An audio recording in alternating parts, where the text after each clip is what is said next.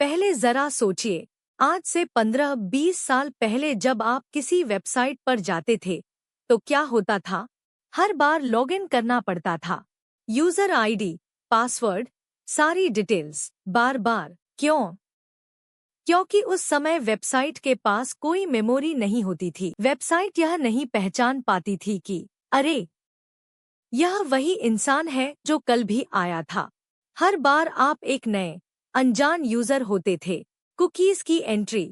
फिर आए एक आदमी, मॉन्टली, और उन्होंने दुनिया को दिया एक कॉन्सेप्ट, कुकीज। आज जब भी आप किसी वेबसाइट पर जाते हैं, सबसे पहले क्या दिखता है? Accept cookies. जैसे ही आप एक्सेप्ट पर क्लिक करते हैं, वेबसाइट आपके ब्राउजर में छोटी छोटी फाइल्स सेव कर देती है। यही कुकीज वेबसाइट की मेमोरी होती है। कुकीज कैसे काम करती हैं? मान लीजिए आप टाइम्स ऑफ इंडिया की वेबसाइट पर गए, आपने कुकीज एक्सेप्ट कर ली। अब आपकी डिटेल्स, आप क्या पढ़ते हैं, कितना समय रुकते हैं, किस टाइप की न्यूज देखते हैं, सब सेव हो गया। अब जब आप दोबारा आएंगे, वेबसाइट आपको पहचान लेगी। शॉपिंग वेबसाइट्स और डेटा। अब आप किसी शॉपिंग वेबसाइट पर गए, वहां आपने डेबिट कार्ड, क्रेडिट कार्ड की डिटेल्स डाली। वेबसाइट ने कहा धन्यवाद, याद रख लिया। अब सोचिए, अगर यही डाटा सिर्फ उसी वेबसाइट तक सीमित रहे तो भी ठीक है, लेकिन कहानी यहाँ खत्म नहीं होती। अब आती है थर्ड पार्टी कुकीज। आपने देखा होगा, किसी वेबसाइट पर फेसबुक का लाइक बटन होता है या गूगल का कोई ऐड दिखता है। यही थर्ड पार्टी कुकीज हैं। ये वेबसाइट्स को आपस में जोड़ देती हैं। ट्रैकिंग का असली खेल। मान लीजिए आप जूतों की वेबसाइट पर गए, जूते सर्च किए,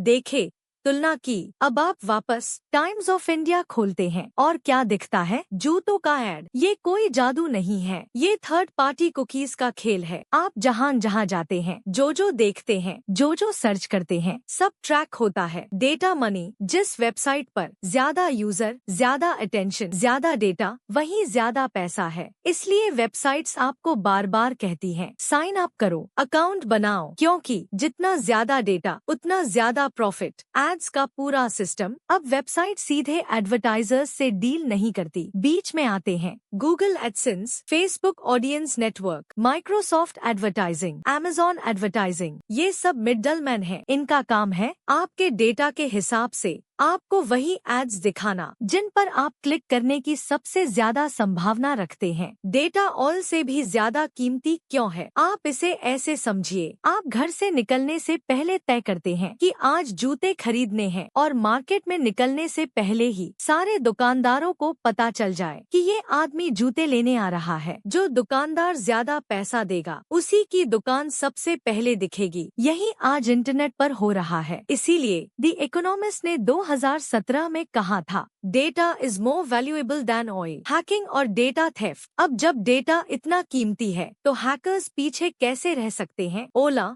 उबर, बिग बास्केट, एयर इंडिया, किसी का भी डेटा 100% सेफ नहीं है। 2021 में एयर इंडिया के 4.5 मिलियन यूजर्स का डेटा चोरी हुआ। 2020 में बिग बास्केट के 20 मिलियन कस्टमर्स का डेटा डार्क वेब पर बेचा गया। चेक करो आपका डेटा सेफ है या नहीं। हो सकता है आपका ईमेल या पासवर्ड भी लीक हो चुका हो। आप चेक कर सकते हैं। Have I been PWND website पर। यह कोई छोटी बात नहीं है। बिहेवियर कंट्रोल और मैनिपुलेशन। इस डेटा से सिर्फ एड्स नहीं दिखाए जाते, इस डेटा से यह भी पता लगाया जा सकता है आप किसे डेट कर सकते हैं, आप कौन सा जॉब ऑफर एक्सेप्ट करेंगे, आप किस पॉलिटिकल पार्टी को सपोर्ट कर सकते हैं, आपकी रिलीजियस ओपिनियन क्या है, आप किस एड पर क्लिक करेंगे, मतलब आपके नेक्स्ट एक्शन तक की प्रेडिक्शन। टिंडर केस सबसे खतरनाक उदाहरण। पेरिस की एक लड़की थी, जूडा। उसने टिंडर यूज किया। कुछ समय बाद उसने टिंडर से कहा, मुझे मेरा पूरा डेटा चाहिए। कई महीनों की मेहनत के बाद टिंडर ने उसे भेजा 800 पेजेस का डेटा। सिर्फ कुछ दिनों के इस्तेमाल में उस डेटा में लिखा था वो हफ्ते में कितनी बार लोनली फील करती है, किस समय वो ज्यादा इमोशनली वीक होती है, किस तरह के लड़कों की तरफ अट्रैक्ट होती है, उसने न्यू ईयर अकेले मनाया या नहीं, म्यूजिक टेस्ट,